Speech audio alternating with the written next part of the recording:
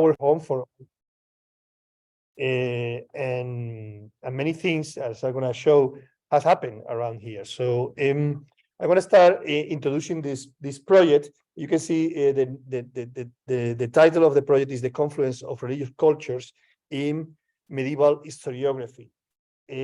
But the acronym, as you see, doesn't match the title, is because the acronym is the digital edition of the General Estoria. So what I'm going to do is I'm going to start introducing what is the General Historia. I'm going to introduce it to probably notice that is not so familiar with medieval literature or medieval historiography. You can, historiography is kind of the act of writing history with all the elements that it have. As you can imagine, in the medieval times, there were not many people that were able to read or to write, so you have to have that on mind. But it was a powerful thing, writing history. And in this case, even more powerful because it's a universal history. So as you can see in this image, there are many different academic institutions, international academic institutions involved in this project. So I'm going to start talking a little bit about what is this project, what do we want to do, and also what are the elements that are included there, because it's far more than just a digital project itself or a medieval studies project itself, or is not really aligned with any specific discipline, but at the same time in contact with many different academic disciplines. And also I would like to underline why it is a digital project, because in many cases a digital project, it doesn't start as a digital project, but it becomes a digital project because it needs to be a digital project. So I want to try to clarify that a little bit. But the first thing that we need to talk is about the elephant in the room, in this case, that is the General Estoria. And it's a big elephant, 6,000 pages, very big elephant. And because it's 6,000 pages of a universal history written in the 13th century Spain in Spanish, which is very revolutionary for the 13th century. Everything was written in Latin back then in Europe, but it's written in the language of everyone in the kingdom. This Castilian, which is a vulgar version of Latin, which was the language that was also spoken in Al-Andalus, in the Islamic kingdoms of Spain. It was the most popular language. It was not Arabic, it was Romance, what was spoken before the Arabs arrived, and it was the most popular. So it's a language of many people. And that is a very interesting element. So it's 6,000 pages, and I wanted to be far more than 6,000 pages, because when it was programmed back then, the king of Castile, Alfonso X, wanted to write a history that went all the way from the beginning, of course, the beginning of the beginning in the medieval times, and still for many people, still today, was Genesis 1, to the present time, the time of the kingdom of Alfonso X, the 13th century. What happened is that the story of the history of this king was not very, didn't have a happy ending for him. In the medieval times, everyone was trying to kill everyone. It's like kind of Game of Thrones, but in Castile.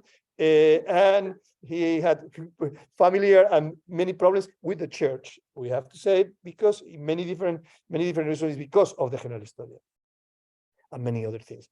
And so it couldn't finish with him. It finished with the New Testament, with Jesus of Nazareth, and the stories that are compiled in the Gospels.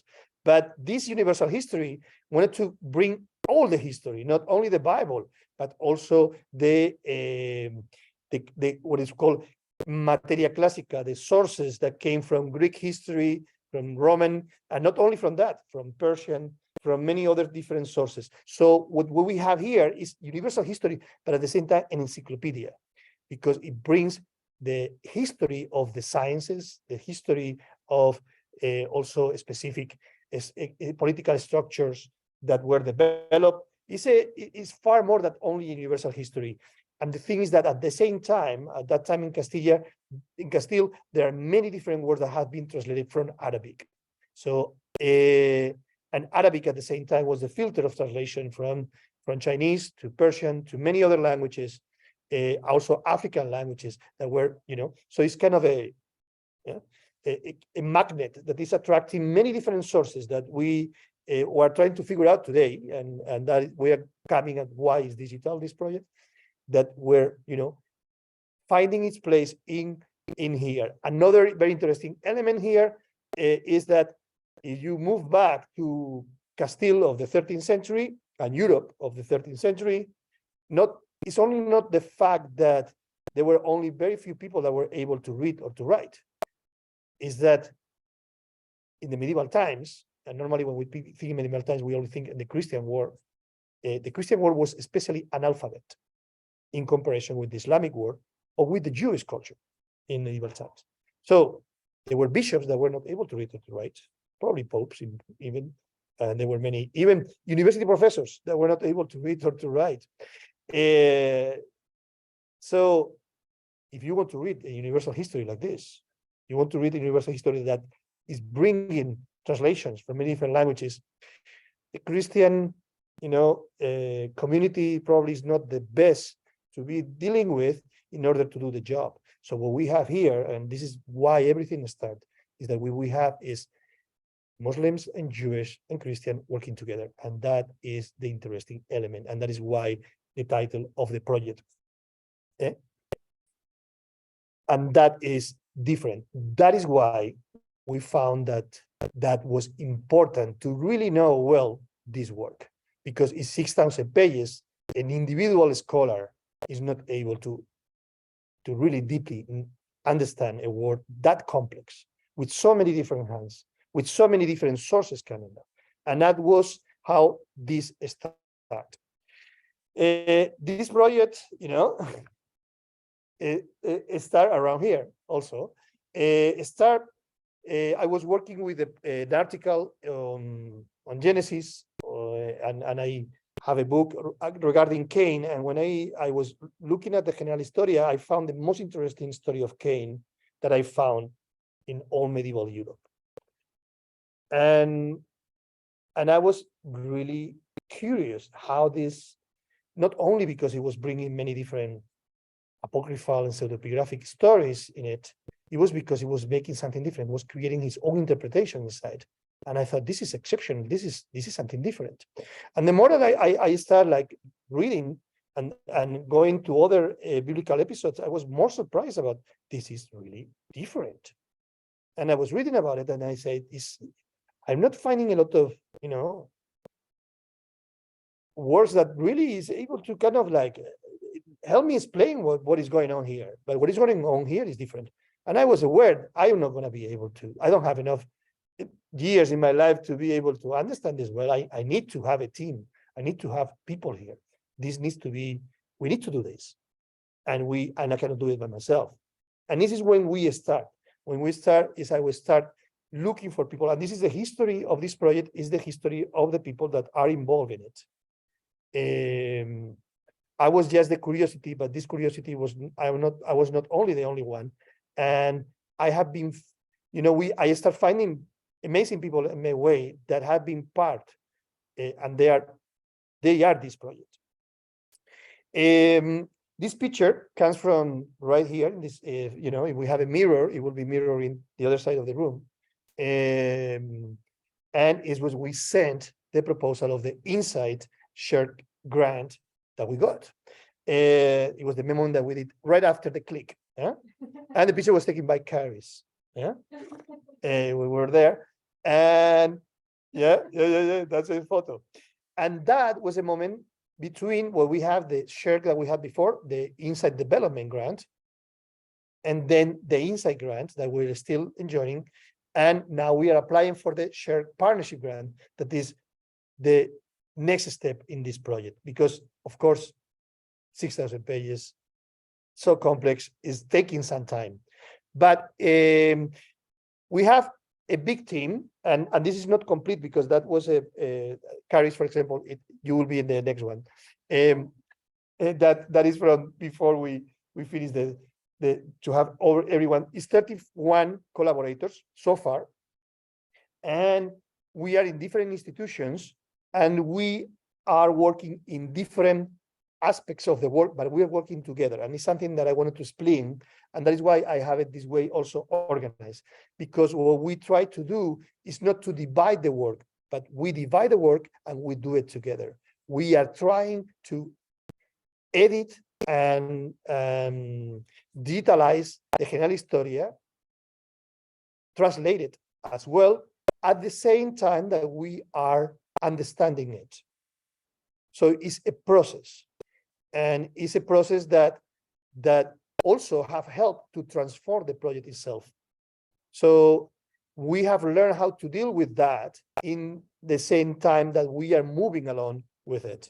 And the history of the project is the history of the people that are part of the project.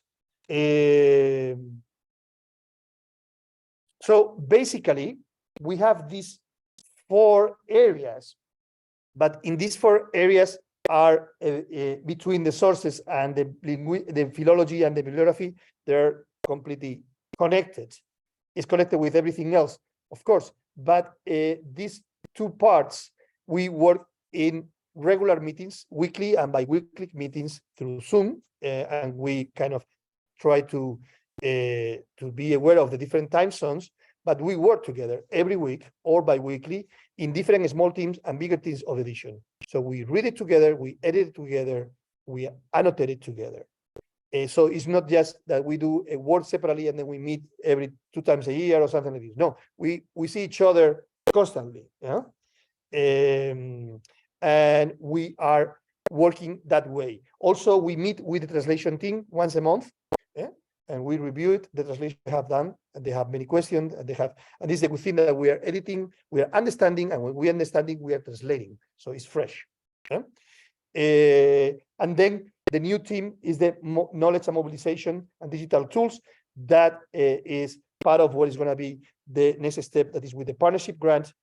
And it has to do very much to do with creating other technologies besides the one that we are developing right now to promote, but also to kind of like share everything that we are learning with a very wide audience, not only an academic audience.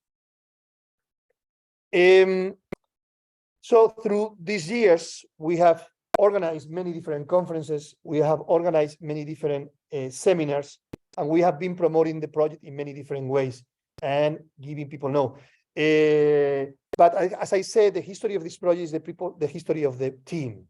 And there have been huge moments where we have done a very important step. One took place here in the AMLA too, because I'm giving the talk, I'm bringing all these things that happened when we brought Fernando García Andreva from the University of La Rioja and Francisco Gago Jover from the College of the Holy Cross, but is the director of the Hispanic Seminary of Medieval Studies, which is very difficult to summarize here, but it's kind of a huge bank of data of medieval studies, huge. But it started in 1930s and today, and is one of the big protagonists of digital humanities, of the history of digital humanities. I don't know if you know, but everything started at the University of Wisconsin, and it started in the Department of Spanish, the digital humanities, the computers applied to the humanities.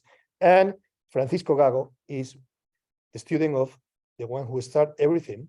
So he has been part of the history of the digital humanities.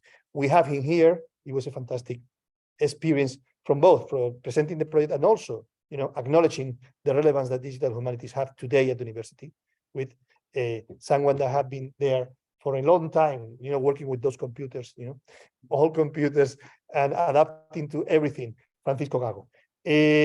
And, Fernando García Andreva and Paco Gago and many other of our colleagues have created a history in our project, from the time that they start being part of that, we are giving huge steps forward, and the same happened when we incorporate our big architect, Javier Puello, of course, Miguel, that is with us, that has been an amazing, I don't know how we are going to do everything because Miguel is a huge expert is the expert in ¿cómo se dice? Puntuation, no? Punctuation, medieval punctuation, and the history of the Spanish language. And because this General Estoria is kind of the witness of the widening of the Spanish language, is when it's happening, and Miguel is an expert of the punctuation inside of that essential part of the history of the language, the beginning. So we work together all the time, and every time that someone new and some step have been moved forward, the project have widened. Another things that I wanted to mention, because we are here at the AmLab, because of what Caris also developed with the relation with the University of Exeter. We have a very big step supported by the relationship that UBC have built with the University of Exeter and both digital labs. I was invited to be there. We were there at the same time, and that was also amazing, because what we did with Exeter, by the way, we got the second grant this year. We got also the grant, and we are going to keep continuing translating. They are the translating team, so we give the opportunity to 3 students from the Master of Exeter to get paid while they do their masters, and get paid for the projects that they are doing in the master, which is very nice, because it's not, well, as you know, it's not cheap to do masters. And so they're working with us, and they are the pioneers of an amazing translation that we are developing together. And everything starts in the summer, and I'm saying you because this is open for next year. If any of you are interested in applying for that, you can do your master in translation at the University of Exeter. They have an amazing master in translation, and at the same time work with an international project like us and being paid for that. Everything starts in La Rioja, and start in where the Spanish language was born, in the monastery, the same place, and you are part of everything. And you have 5 professors, that was last year, teaching 3 students for this week, and in La Rioja, that is paid by the grant and by the project. Also, it has been an amazing, and there are many different steps. So I don't want to. We have had many moments also with the AmLab in many different places of the history of this project that have been really a step forward, very important step forward in our work in developing and doing and promoting it. Something that I wanted to say, and this is going to be my last step. Now we have Miguel that is going to drive through the platform, is publications. Well, this is not all the publications that came from the project, but the ones that are involved are.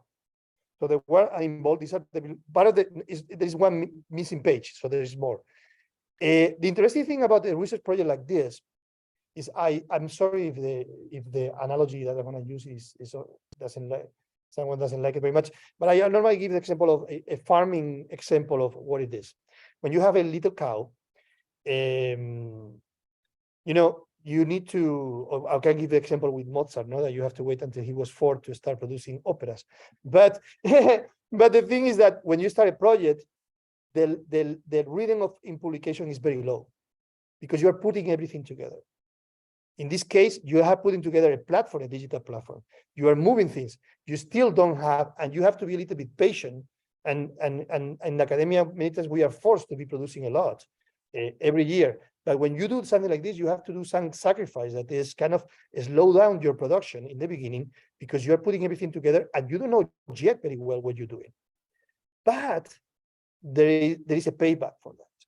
Because when you are working like this, and we are working together, there is a point when, the cow is big, or Mozart is already 4 years old and can start producing. And it's you start in a kind of a logic of permutation. Many of these publications, and there are going to be more and more, are collaboration between us. So we are editing, we are meeting, and we are writing, wow, this idea comes from there, and you leave it soaking there.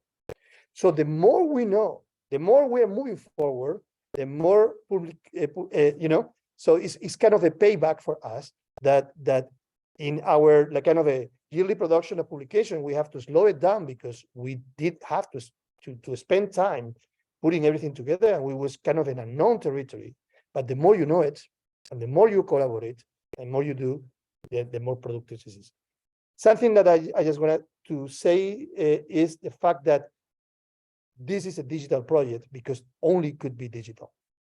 We won't be able to do it without it. That is an impossible project to do in paper. It's an impossible project to do by yourself. It's a project that you need at least 31 that we are now. In the next few months or even short years, we're going to be far more. I hope that 40. I was just coming back from Tunisia. We want to start incorporating far more scholars from North Africa and from the African continent in general that we are looking forward to start working with. There are many amazing digital projects going on there that we want to start be working with. A digital project that have to do with the digitalization of Arabic sources that are intrinsically connected with our work, that without knowing them, it will be impossible to know what we're doing. So anyway, I'm going to be coming back for the question, but I'm going to leave Miguel right now. Thank you. Thank you very much, Erin, and thank you very much, Caris. I'm going to continue with the platform. And one of the most important points of the project is the methodology. So today I'm going to talk about the methodology and something that is very related with the methodology, that is the platform in which we work. So welcome to our collaborative platform for the digital edition of the General Estoria. Now we are going to see the platform and we are going to navigate through the platform.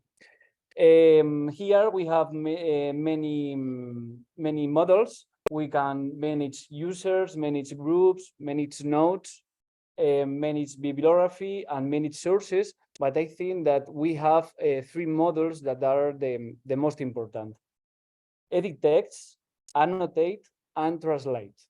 Of course, logout sometimes is very important. So now we are going to see each model. The first one is edit text. So imagine that we are going to click here and we will see the following. We have an ID with the number of the chapters. Okay, we have in total 986 chapters. Here we have an identifier. And if you look at this, we have 2 numbers. The General Estoria is divided into books, and each book is divided into chapters. So the first number tells us the book, and the second number tells us the chapter. So for instance, here the last number will be 29 will be the book number 29, and 9 will be the chapter. Then we have the 3 models: edition model, annotation, and translation. Okay, and these models are connected. So this is very important. Then we have the title, the pages, the title.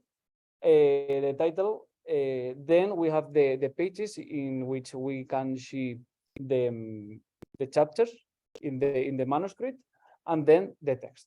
So imagine that we are going to edit the prologue of the General Estoria.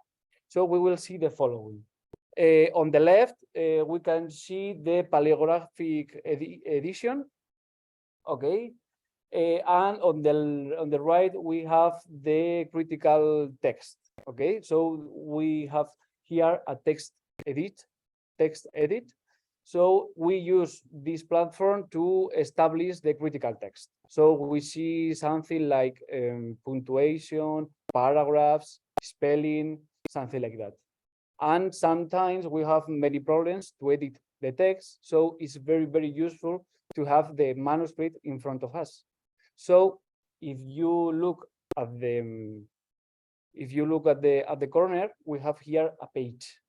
So if we click here, we have the manuscript that is very useful, and we can zoom out and zoom in. So imagine that we have any problem with the title of the book. So we have zoom in, and here, aquí se comienza la General Gran Historia que el muy noble rey Don Alfonso, figlio del noble rey, etc. Okay. So this model is very important. And the next model is the annotation model. So here on the left, we have the critical text. This is something that I think that is very, very important, because the annotation is made from the critical edition. And on the right, we can see the notes. Okay. Imagine that we are going to make a note about Beatriz, Alfonso X's mother. So we have to select Beatriz, and we have to añadir nota, add note. And we will see something like this. And there are many kinds of notes. For instance, it would be general, lexic, linguistic notes, historical, or authorities, about authorities, wherever. Okay. So now in this platform, we have many tools that help us to write the notes. Something that is very important, we have an important tool that is OSTA, or OSTA, All the Spanish Textual Archive, that is a corpus with 35,000 words, million words, based on more than 400 semi-paleographic transcriptions of medieval text. This is very, very usual for the edition, and for the in our meeting we use this tool many times. We have access to another project. This project is Biblia Medieval, Medieval Bible, and here we have the text of I think that 18 medieval Bibles.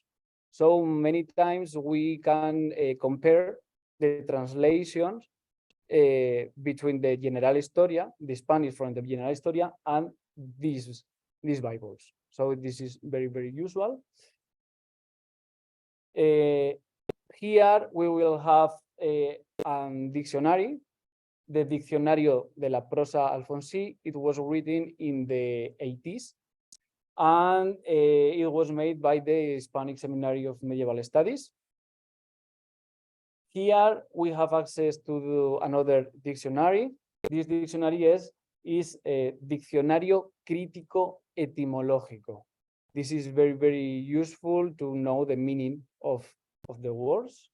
And this is this dictionary. And we have all these in the platform. And finally, here we have the bibliography and the sources. Now we are using Zotero, and we have in Zotero a folder. And in this folder, we have many PDFs with the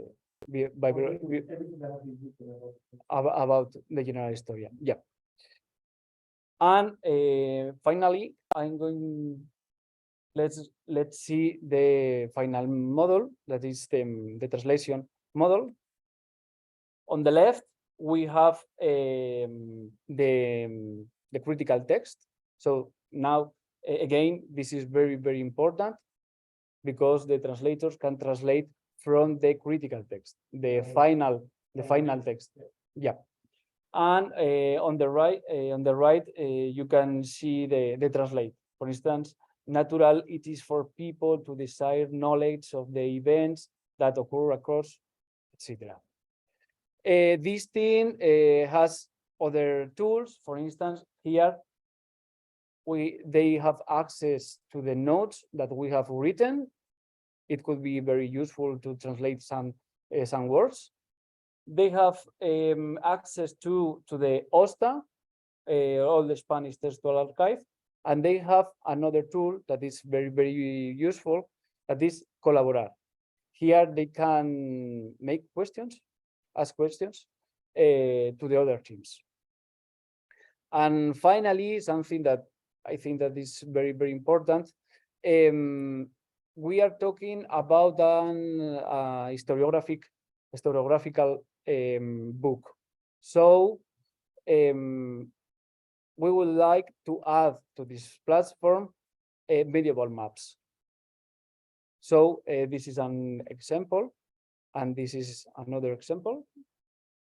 And no, look at this. I don't know if here, this is the north, and this is the south. And if we turn the map, this is the north, and here the south. Here we have the sun, and look at this. Here we have Greece, Rome, yeah, and here Spain. So we want to add this kind of materials here.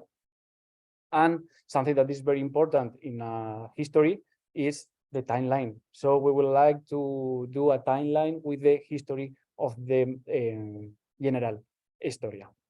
And that's everything. So thank you very much for coming. And if you have any questions, it will be a pleasure.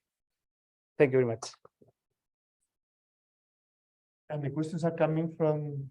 Yeah, they'll come in through the chat. Okay. I'm just gonna get close to your computer. So feel free, anyone, if you have any questions over the chat, we'd love to get a good conversation going.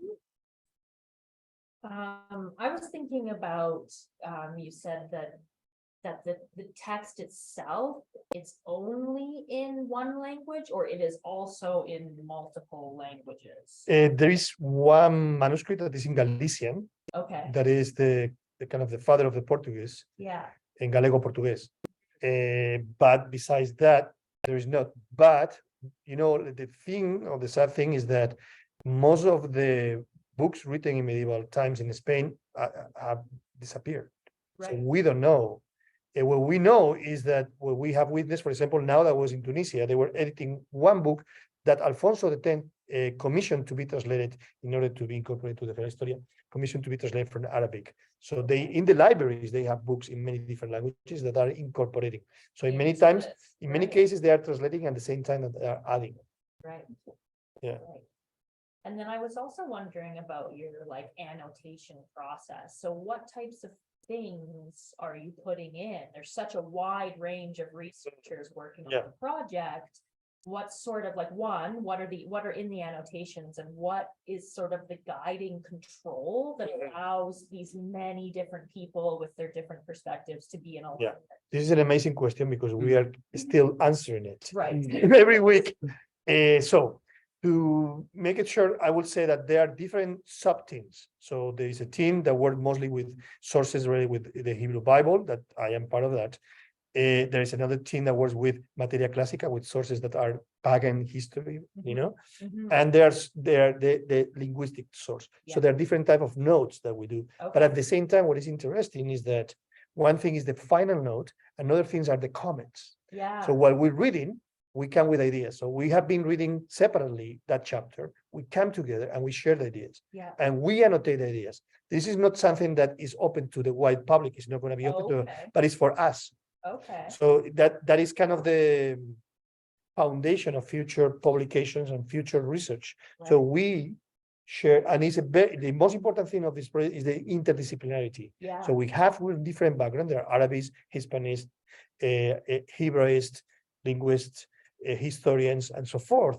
So we have different ways of approaching the test. So everything is annotated with the signature. So everyone is making it with their own signature. We talk about it, and when we talk about it, we annotate about what we're getting into, or the things that haven't been. One of the important things is question that we cannot answer. Yeah. Wow, this is very interesting, and we don't know why. Yeah. But we annotate it. So we keep track of everything. We also, because the meetings are in Zoom, we record every meeting. So we have that there. But I have a lot of data then. a lot of data. Yeah. That it would be impossible without the digital element. Yeah. Impossible. Where That we all live. yeah, because normally this kind of work, the way it was done in the past is that, okay, you have a team and you are going to be in charge of this, you're going to be in charge of that, and charge. You create a way of annotating and you bring your notes at that date time. No? And we see each other in a conference once a year. Yeah. But you are in charge of these notes. But here is different because here we annotate it together. Yeah. So yeah, there are different sub teams, but at the same time, we do it together. Yeah. So interesting. Mhm. Go ahead, Harris. I've got some questions. One is sort of jumping into what we just talked about, I'd love to know kind of like what's been the most challenging part of this project in terms of the collaboration? Hold that thought for a second. A second question is about punctuation. Yeah. And I'd love to hear a little bit more, Miguel, about your work in punctuation tells us so much about interpretation and pacing. I'd love to hear a little bit about how that's working in the digital context. So there's a few questions. Ready to start? Okay, we always have challenging situations. It's part of our, but always exciting, challenging situations, not problematic, challenging situations. Mine's those are challenging. Yeah, and the most important one was the beginning. There was a point when we wanted to do it, but and this was interesting about the shared, that shared grant, the development grant, no? So you don't know you're going to be able to do it. So in the beginning, we had idea, we start creating the team, but we didn't know that we were going to be able to do it. Is this possible? And I have to confess that we have kind of a crisis that, because if we have to rely to do it all from the scratch and to prepare students to do a work on medieval Spanish from Canada, it was very challenging, very difficult. But you know, this time that you go to a conference, in this case it was Kalamazoo, and the last day, in the dinner of the Hispanists, that is there's a small section of them, you know, someone came to my table and said, "Do you know Francisco Gago?" And I say, "I don't. I hear about him, but I don't know him. I think that you want to meet him." And I said, "Let's go and meet him." And I meet him, and it was kind of a huge door. And I remember Fernando at that time, that was like, you know, the sky have opened, because we were in the things that we wouldn't know if we were going to be able to do it. But because of Francisco Gago, his amazing experience, the sources that he has, and Javier Puello, and his amazing capability of doing things, we say, now we can. And that was a very important moment, because until this point, we were working a lot, but we were not sure if we were going to be able to do it. And from that specific moment, we said, yes, we can, no? Like Obama, yes, we can do it. And that has been very important. I would say that as being, you know, I remember that, then with Fernando and I, we went to the conference in Mallorca, and we were like, we are good. We are good. Now we can do it. Yeah. So yeah, Miguel, I was also want to hear about punctuation. Punctuation. Punctuation matters. Yeah. The punctuation is very, very important, and it's very important to interpret the text. So I work here in the edition, the critical edition.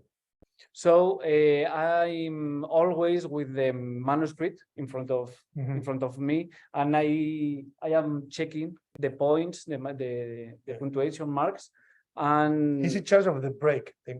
Stop there, and we have to stop. And Miguel is in charge of the break. Because on there. There are many relationships between the medieval punctuation and our punctuation, and we are following the punctuation of the manuscripts. So we are following the punctuation of the text that was written in the 13th century. Wow. So it's, and the punctuation matters so much that because there have been previous edition of the General Estoria that we have figured out important mistakes on them because they were not paying attention of the punctuation. So do you have an example? The one that with Noah was, or with Enoch. Yeah, there was a sentence that it was have a completely different meaning from one specific punctuation, completely different meaning. Wow. And the way that was transcribed it correctly, but incorrectly. Because you miss one punctuation, this whole sentence meant a completely different thing that was opposed to the what that was meant to be. It was the death of a character. Yeah, a death of a character. Yeah. So So it was assigned to a different character. So because of the punctuation was missing, this death, it was written as someone else, not the person that really was. And so the work that you've done and kind of fixing that, Yeah. that becomes legible to others who are working on it. Yep. Yeah. And That's awesome. that opens the road to the translation. So they do a Yeah. proper translation of, Right. and the punctuation really is super important. Also, to, for example, you have to think this is a medieval text where everything is written together. So you have to know what is a period that is really, Right. what is actually, separating, also a dialogue. You have it everything. So you have to separate it, or what is in a specific dialogue between two different people. So yeah, what we do is to separate those things. That yeah, of course you cannot do it in the medieval manuscript because there is no room to do that. yeah, So everything is written together. You have to think a manuscript is a very important or very expensive. So you have to take, every space that you can to write. You cannot put big, no, but we can. yes. So yeah. the meaning is very important there's because a when you see a dialogue between two people, you have to separate it. So visually you see that is it really a dialogue between two people. Yeah, And that is what punctuation tells us. This is something that is separated from that. And the way of acknowledging that is very different to the way that you acknowledge that now. So I don't know if you want to give an example. You see that sometimes it's very clear. You start with a big letter, a different thing, yeah, but sometimes you don't, and it's a different paragraph or different, so you have to pay attention to the specific symbols Yeah. on specific elements in the text. And this is Miguel, which they're driving, is the Yeah. one with the map. And many And say, times, stop. and many times, there is a relationship between the punctuation and or intonation. Mhm. yes, That this is very, very interesting. So maybe the intonation of this text is the same that we use now in Spanish. right. Yeah, Oh, because this is interesting. that is something Yeah. that is in order to have that, when you read a text from 13th century England, you really have to, it's like studying a different language. Yeah, You're not able, reading Chaucer even from the 14th Yeah. is almost impossible if you don't know that Yes. language. Castilian, no. Castilian is the same language in the 13th century than now. wow. Yeah, you can read, I mean, anyone can some read this. shift. There must be some shift. Yeah, there are things that now they are not so in use, or different ways of writing, but you can do it. If Wow. our translator from Exeter, Yeah, they That's just no need problem. with a few days in La Rioja, they are ready to go. No problem. wow. Yeah. Yes, 2 or 3 days, you're ready to go. Which like says a lot about Yeah. why when we're doing language work, we Yeah. need to hold on to dialects. And not let them vanish, because Yeah. everything you Oh, can't, yeah. how could you possibly read if something is in a Yeah. specific dialect? Not only that, if you the Spanish from Latin America is closer to this than Spanish from Spain, Oh, right, yeah, Mm. interesting. because they have maintained more the Orthodox way of speaking Spanish. Right. Yeah. Yeah, Mhm. So that is a very interesting, very unique thing in Spanish, because it's a language that already is said, this is Spanish. yeah, Like English will have to wait for the King James, and even the English of the King James is quite different from yeah, now. But have to wait another 2 centuries to Yeah. say this is going to be English, because we have to decide what is English. Yeah. But the Spanish was already there. And that is the moment, the interesting thing about this manuscript is that is a manuscript that I don't know how many new words have, like thousands and thousands and thousands of words. That is the first time that we know that exists in Spanish. right. Many of those words are coming from the translation from Arabic and from Hebrew Yes. I and heard from that. other languages, not only from Latin. So many of our words Yeah. come from Hebrew translations Yeah. and come from Arabic translation and other language translations. So that is how Spanish got wider. Yeah. They are in the chat. Yeah, just someone saying thanks for the great talk. Yeah, and so no questions No questions. through the chat. Unless there's anyone who would like to unmute themselves and have a little go. I was yeah, another person just says they have to head out, but thank you so much for your great work. I was wondering, like, who will be using this platform and accessing this information? Yeah, this is a very good question, because Just Did hitting you with the hard questions. no, but it's a very good one. There are different kind of dimensions to answer that. Okay, first one is those who wants to read this book, Mhm. and those who wanted to read it in English. Yeah. It's the first time they're going to be able to do it. Yeah. This is the biggest universal history written in medieval times, and for me, probably the most important book written in Europe in the medieval times. But of course, I'm partial because it's the work I will do. But that is huge because mostly the huge intertextuality that has that no other text written in medieval times have the amount of books inside that this book. Yes. Books in many different languages. This is very unique. Science, biology, zoology, everything. So that is a very important source to dig. But what we're doing is something beyond that, that is, from one side, we are opening a way of understanding medieval Iberia, medieval times, very different. Once this tool is what this book is really, we have moved forward and it's working, and we are doing the mappings, we are doing the whole thing that we want to do. At the same time, it's a kind of a paradigm for applying to many other sources. And at the same time, is a way that, because there are so many tests coming to there, you can are going to be bringing it. I'm going to give you an example. One of the things that we are going to be working on is guessing the different voices. Here, this is not one writer. There are many different writers. Many times there are many different writers that don't know each other. They're working in different places. So one of the things that we're going to do is start locating the different voices. And we have digital tools and also other more like kind of guessing with dialects and with everything, but there are digital tools that we're going to use to separate the voices. So you're going to be able to know with the digital edition, I want to only see what this guy wrote. Right.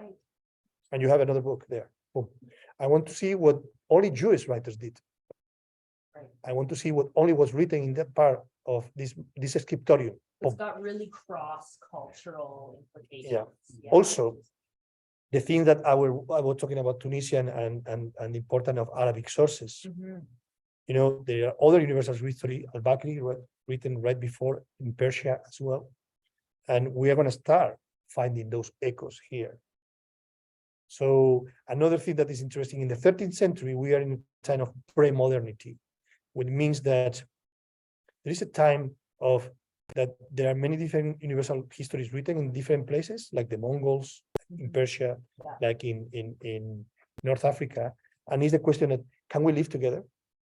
Can we, that curiosity of universal history is like, can we understand everyone and being able to be together?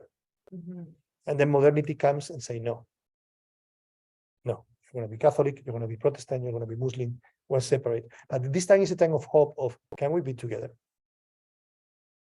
Can everyone keep, you know, like, and it was interesting in the Mongols too, no? Can everyone maintain their religions and their things?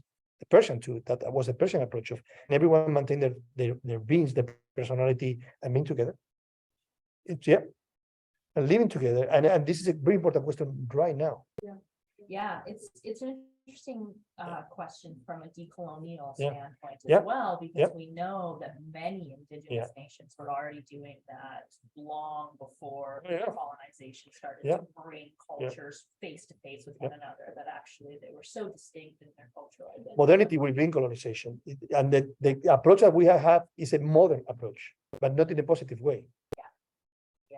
And even the academia that we have inherited is a modern way of thinking, silos. you know, and normally have been separated there, the medieval times, como like a limbo, no? History is going to start now, and we are Western, you know, Yes. and that is the center of here, and everyone else doesn't matter. And is the, you know, and one of the things that happened in modernity that think, wow, amazing modernity. Well, amazing modernity because it's plagiarism of everything that have been done in Arabic, you know, have been translated from many different languages, and not acknowledging that. You know, for example, the creation of the scientific method was not done in Italy, it was done 2 centuries before in Egypt, of the definition of what is science. But we don't acknowledge that. We erase that. And that is modernity too. That is before that. Here is everyone in everything. So it's a way of deconstructing our conception of history and our conception of what has been the inherent of modernity, that is a kind of a blind, you know, curtain that is. Yeah, so interesting. Yeah. And all in one 600-page text. 6,000. So we have a way to go. Yeah, I Long way bet to go. it's a big project. Somebody else said super fascinating work, and they're really. Yeah. Yeah. Thanking you both for sharing. I think Mhm. we're kind of right at our time now. So if there's any other questions, I think we'll put a wrap on it and say Yeah. a big thank you to you both for your Yeah. wonderful work. Thank you. Thank you. And at the time, this is AmLab is part of our, Yeah. is The it's been history. part of the history, part of the Yeah. team, part of everything. So everything has been taking place around here. Yeah, which is lovely. Yeah. Love those. Yeah. Wrap up the season. Yeah. Okay, I'm gonna say goodbye to everyone online. Thanks so much for coming, and we'll hope to see you guys out at some of our programming next school year when we all return in September. So take care, everybody.